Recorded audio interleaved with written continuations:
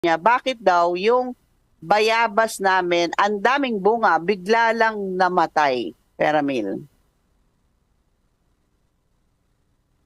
Yan po ang yan po ang mga senyales po ng mga mamamatay na puno.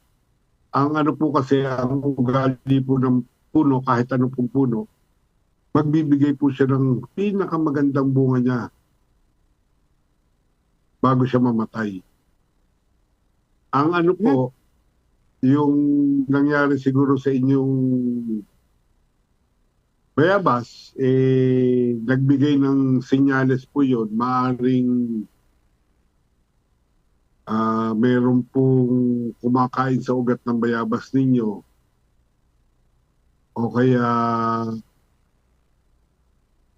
merong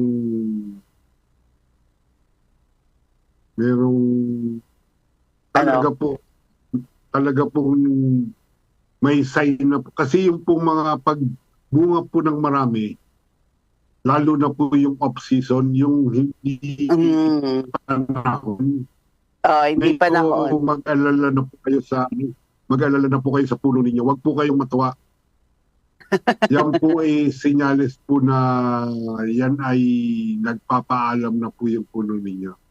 May pwede pang gawin doon, Keramil.